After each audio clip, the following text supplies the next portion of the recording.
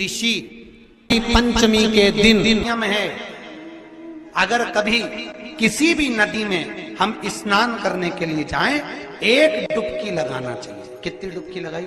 एक डुबकी लगाने के बाद उसी नदी की मट्टी को, पत्थर को उठाकर घाट पर रखकर स्वस्तिक बनाकर उसकी पूजन अगर हल्दी से कर कर घी का दिया जला दिया जाता है तो घर में कभी लक्ष्मी की कमी नहीं होती। लक्ष्मी हमारे यहाँ टूट मान रहती है। किसी भी नदी में ना, किसी भी नदी में स्नान। भगवान देवाधिदेव महादेव की कृपा से भादव के पावन महीने में जिस समय पर भगवान श्री गणेश जी महाराज का प्रागट्य हुआ है। गणेश क्या है? गणेश हमारा विवेक है, गणेश हमारी विनयता है। श्री गणेश जी महाराज हमारा विवेक भी है और श्री गणेश जी महाराज हमारी विनयता भी है, हमारी विनम्रता भी है। जो विवेक से काम करता है और विनम्रता में अपने जीवन को जीता है, समझ लेना कि वो गणेश जी की पूजन रोज करता है, प्रतिदिन कर रहा है, क्योंकि उसमें विनम्रता भी है, उसमें विवेक भी है। और बड़ी जरूरी है विनम्रता। अगर नहीं है आपके भीतर में तो आप परमात्मा को प्राप्त नहीं कर सकते। अष्ट विनायक में एक विनायक, सबसे प्रबल विनायक, अष्ट विनायक में सबसे प्रबल, जहां के वृक्ष भी मोर का रूप लेकर आवाज लगाते हैं शिव जी को, जहां की नदी सिंधुरासुर असुर के कारण कराह रही है, तो उस नदी का नाम भी कराह पड़ गया। ऐसे देवाधिदेव महादेव, ऐसे मेरे शिव, ऐसे मेरे ओघड़ी, शंकर की पवित्र पावन भूमि मयूरेश्वर भगवान श्री मयूरेश्वर गणेश विनायक, अष्ट विनायक में एक विनायक।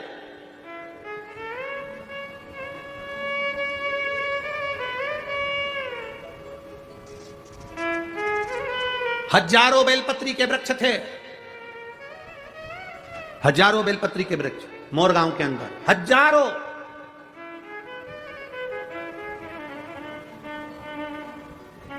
और शिव जी की अति प्रिय भूमि थी मोरगांव, अति प्रिय भूमि।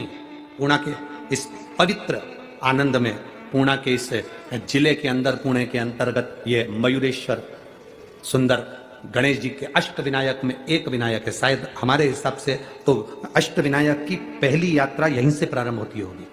जहां तक अगर विचार हो तो मयूरेश्वर से ही प्रारंभ होती। अष्ट विनायक की पहली दर्शन यात्रा अगर कोई निकलती होगी तो मयूरेश्वर से निकलती होगी। पहली मयूरेश्वर आता होगा, फिर उसके बाद दूसरे दूसरे गणेश। क्यों?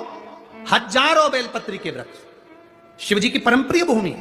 लोग कहते हैं मयूरेश्वर विनायक जहां विराज रहे हैं वहां केवल गणेश जी हैं।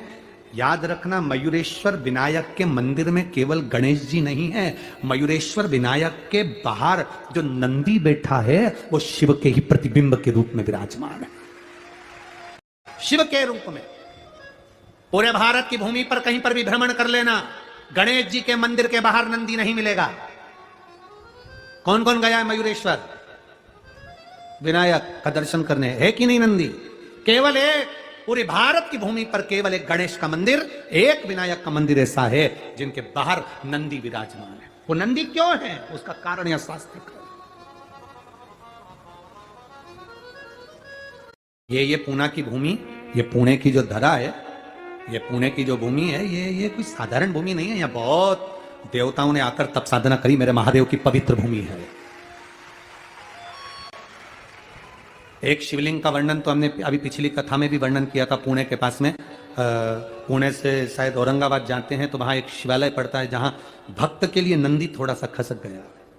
तो शिवलिंग का भी हमने वर्णन किया। यहाँ नजदीक इतने शिवालय, पुणे के इस पावन धारा के आसपास में जितने शिवालय का आप दर्शन करोगे, जितने अष्टविनायक का दर्शन करोगे, पुणे के आसपास के क्षेत्र में कहीं भ्रमण के लिए जाना, लोग कहते हैं हिल स्टेशन चलो, घूमने चलो, यहाँ चलो, वहां चलो। हम उनसे कहते हैं एक बार पुणे में आइए और किसी भी शिवालय में बैठ जाइए, आपको वही हिल स्टेशन का आनंद आएगा। जिस शिवालय में बैठोगे शंकर की भक्ति में, उस आनंद को आप पाओगे। और शिव नाम होठों पे चढ़ गया रे, तो समझो ये जीवन सवर गया। जी की माहेती सिद्धि विनायक मंदिर का स्मरण, सिद्धि विनायक भगवान का स्मरण कि क्यों बैठे वो अष्ट विनायक में एक विनायक बनकर, क्यों बैठे? कार्तिकेय जी ने विश्वास के बल पर तारकासुर का संहार कर दिया था, क्यों बैठे? पार्वती जी ने विश्वास के बल पर शिवजी को प्राप्त करा था, सती माता ने विश्वास के बल पर शिव तत्व को प्राप्त कर लिया था। शिव तत्व पूरे विश्व में कोई ऐसा नहीं जो शंकर की पूजन करता हो और भृंगी की पूजन ना करता, पूरे विश्व में। पर शिव पुराण कह रही है कि भृंगी की पूजन पूरा विश्व करता है। उस भृंगी ऋषि जो भगवान शंकर का आराध्य है, भगवान शिव का स्मरण करते हैं, भगवान शंकर का अनुमोदन करते हैं, भगवान शंकर के स्मरण में जो दिन रात डूबे रहते हैं, उस भृंगी की आराधना संपूर्ण विश्व करता है। जब शंकर की आराधना करता है तब वो कैसे करता है? क्योंकि भृंगी केवल शिव की आराधना में लगे रहते थे, शंकर का ही अनुमोदन करते थे। श्री शिवाय नमस्तुभ्यम, कुछ दूसरा आता ही नहीं था, केवल शंकर, शंकर के सिवा कुछ भी नहीं, केवल शिव। आज भी नियम है, जिसके घर में ज्यादा चूहे होते हैं ना, 5 लड्डू चतुर्थी के दिन सोबरी ऋषि के नाम लेकर घर में रख दो, जिंदगी में कभी चूहा नुकसान नहीं करेगा। घर में नियम बना लो, जिनके उदर से जुड़ी परेशानियां, जिनको पेट से जुड़ी जितनी प्रॉब्लम हो, भोजन ना पचता हो, एसिडिटी होती हो, या भोजन में जो भी तकलीफ है, बस एक नियम बनाओ। एक नियम आपके भीतर होना चाहिए, प्रतिदिन का एक नियम, कि भोजन करने के बाद अपने हृदय को हाथ रखना है और हमें शिव का नाम पुकारना है। चाहे तो ओम नाद कर लो, ओम का उच्चारण भी अगर आप लंबा स्वर में कर रहे हो तो भोजन जो तुमने किया है वो पचेगा और तुम्हारे शरीर में कष्ट नहीं होगा, वो भोजन पच जाएगा। भारत की कथा कहती है, शिव महापुराण की कथा कहती है, भगवान द्वारकानाथ ने युधिष्ठिर से कह दिया कि इस राजसु यज्ञ को करने के लिए ऋषि पुरुष मृगा का होना जरूरी है। तो कहिए ऋषि पुरुष मृगा मिलेंगे कहां? इनकी कोई झोपड़ी है, इनकी कोई कुटिया है, इनका कोई स्थान है, इनका कोई नगर है, इनकी कोई स्थान नियुक्त है जहां जाकर इनको निमंत्रण दिया जाए और इनको बुलाया जाए और किया जाए? तो कह दिया भगवान द्वारकानाथ ने, हम भी नहीं जानते कि शंकर के भक्त ऋषि पुरुष मृगा कहां रहते हैं, बस इतना मालूम है कि वो शिव के भक्त हैं। एक बार अगर ऋषि पुरुष मृगा का दर्शन ही हो जाए तो जीवन सिद्ध हो जाए, जीवन सिद्ध हो। भारत की भूमि के ये वो ऋषि थे जिनका मुख पुरुष की तरह था, जिनकी आधा धड़, छाती तक का शरीर, वक्षस्थल तक का शरीर पुरुष का था और वक्षस्थल से नीचे का बाकी का शरीर मृग का था। हिरण का शरीर था आधा, आधा शरीर तो पुरुष का था और आधा शरीर हिरण का था। ऐसे ऋषि पुरुष मृगा थे, पुरुष मृगा। भगवान द्वारकानाथ ने कहा, हम नहीं जानते कि ये पुरुष मृगा कहां मिलेंगे, परंतु एक बात है, इनको लेने के लिए भीम को भेज दिया जाए। भीम जा, भीम ने अपनी गदा उठाकर हां भरी, मैं ऋषि पुरुष मृगा को लेने के लिए जाऊंगा, मैं ऋषि पुरुष मृगा को लेने के लिए जाऊंगा। और आतुरता में भीम आगे बढ़ने लगे। इतने में द्वारकाधीश ने कहा, रुक जा, ए भीम रुक जरा, जिस पुरुष मृगा को तू लेने के लिए जा रहा है, ये पुरुष मृगा कोई साधारण ऋषि नहीं है। अगर मान ले तूने थोड़ी सी भी गलती कर दी तो ये पुरुष मृगा तुझे खा जाएगा। ये वो ऋषि है जो तुझे एक क्षण के अंदर निगल जाएगा। तेरी थोड़ी सी गलती हुई ना तो ये पुरुष मृगा तुझे निगल जाएगा, थोड़ी सी गलती। इतने में भीम ने कहा, द्वारकानाथ से आप मुझे जानते नहीं हो द्वारकाधीश, क्या आप मुझे पहचानते नहीं हो? मेरे में केवल शरीर का बल नहीं, बुद्धि का बल भी मुझ में है। मुझ में केवल शरीर का बल नहीं, मुझ में बुद्धि का बल भी है। बुद्धि का। भगवान द्वारकानाथ ने कहा आगे तेरी मर्जी, पर याद रखना भीम, जरा सी चूक हुई, जरा सी गलती हुई तो ऋषि पुरुष मृगा तुझे निकल जाएंगे। भीम ने कहा चिंता मत करो, मैं लेने के लिए जाता हूं। भीम उठे, उत्तर दक्षिण पूरा पश्चिम ढूंढने के लिए चल दिए पुरुष मृगा को। पुरुष मृगा को ढूंढते ढूंढते भीम थक कर एक जगह पर बैठे थे। तभी उन्होंने देखा कि एक बानर, एक बंदर बैठा हुआ है, एक बानर बैठा हुआ। भीम ने आवाज लगाकर कहा तुम कौन हो? बानर के रूप में श्री हनुमान जी महाराज कहते हैं भीम तुम मुझे पहचाने नहीं, मैं भगवान राम जी के चरणों का दास हनुमान हूं। मैं भगवान राम जी के चरणों का दास हनुमान हूं, तुम मुझे पहचाने नहीं? भीम ने कहा हनुमान जी महाराज से, महाराज जी मैं तुम्हें पहचान नहीं पाया।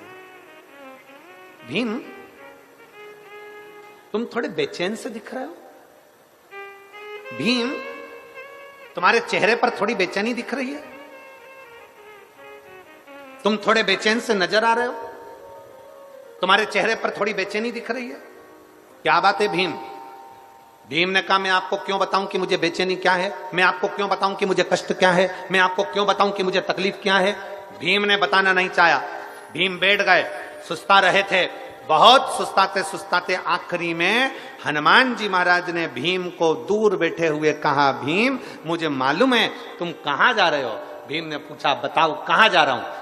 हनुमान जी महाराज ने कहा तुम शिव जी के भक्त ऋषि पुरुष मृगा को लेने के लिए जा रहे हो।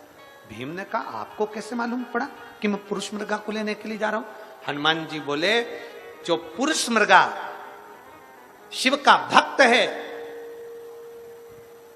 उसी तरह मैं भी शंकर भगवान का एक अंश हूं, इसलिए मैं हनुमान हूं। मैं हनुमान,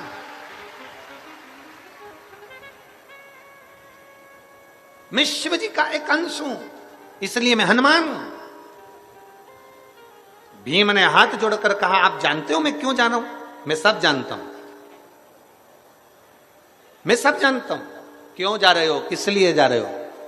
तब भीम ने कहा कि तो ये बताओ कि ऋषि पुरुष मृगा कहां मिलेंगे? भगवान श्री हनुमान जी महाराज ने कहा तुम ढूंढते रहो, ढूंढते रहो, एक न एक दिन तुम्हें पुरुष मृगा मिल जरूर जाएंगे। पर एक बात सुन ले भीम, तुझे पुरुष मृगा मिल जाएंगे ना तो वो तुझ में आपस में बात कर कर जब तूने ले जाना चाहेगा तो कोई ना कोई शर्त ऋषि पुरुष मृगा तेरे सामने रख देंगे।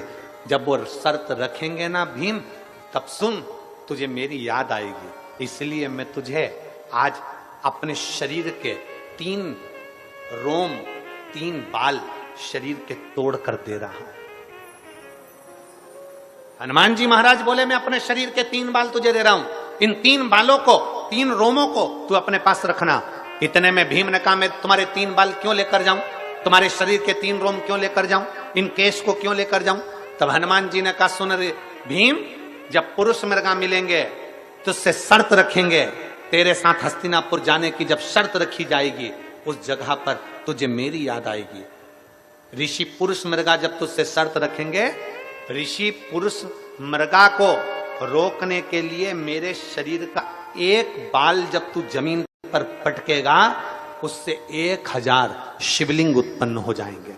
दूसरा रोम पटकेगा उससे 1,00,000 शिवलिंग उत्पन्न हो जाएंगे। तीसरा रोम जब तू पटकेगा उससे 1 करोड़ शिवलिंग उत्पन्न हो जाएंगे। मेरे हनुमान जी महाराज ने कहा भीम जब तू पुरुष मृगा से संकल्प लेगा, कुछ शर्त रखेगा, मेरे शरीर के ये शिवलिंग प्रकट करेंगे। और सुन भीम, पुरुष मृगा की एक आदत है, जितने शंकर के शिवलिंग मिलते हैं उतने शिवलिंग की वो स्नान करके पूजन करता है तब आगे बढ़ता है। अब तू सोच 1 रोम से कितने शिवलिंग हैं? जम के बोलो जरा। 1000। दूसरे रोम से 1,00,000, तीसरे रोम से 1 करोड़। अब पुरुष मृगा एक एक शिवलिंग की पूजन करेगा तब जाकर कहीं आगे बढ़ेगा। उस जगह पर मेरे ये 3 रोम तेरे काम आएंगे। हनुमान जी ने अपने 3 रोम तोड़कर, 3 बाल तोड़कर भीम को दे दिए। भीम ने वो बाल संभाल कर रखे। पुरुष मृगा को ढूंढते ढूंढते आगे बढ़े तो ऋषि पुरुष मृगा मिल गए। पुरुष मृगा के हाथ जोड़कर निवेदन करा, जिस समय पर पुरुष मृगा शंकर की आराधना में लगे हुए थे, शिव की स्तुति में लगे हुए थे। ओम नमः शिवाय। एग्जाम में बैठ रहे हैं, हमने पहले भी कथा में कहा उन बच्चों के लिए कि भरपूर मेहनत करो। जितनी मेहनत तुमने आज करी है इससे 4 गुनी ज्यादा मेहनत तुम करो। जितनी पढ़ाई आज कर रहे हो उससे ज्यादा पढ़ाई और करिए। भरपूर मेहनत करिए, परिश्रम करिए, पूर्ण कर्म करिए, रात दिन एक करो, विद्याध्ययन करो। आप किसी एग्जाम में बैठने के लिए जा रहे हो तो 1 लोटा जल, उसमें थोड़ा सा लाल चंदन, कलश जो होता है ना, जल का पात्र जो होता है, उसका जो मुख होता है ऊपर, उसके मुख पर लाल चंदन लगा लीजिए। पुरुष मृगा ऋषि का नाम लेकर लाल चंदन लगे हुए स्थान से ही बाबा देवादिदेव महादेव को अगर वो जल समर्पित करा जाए तो ऐसा कोई बेटा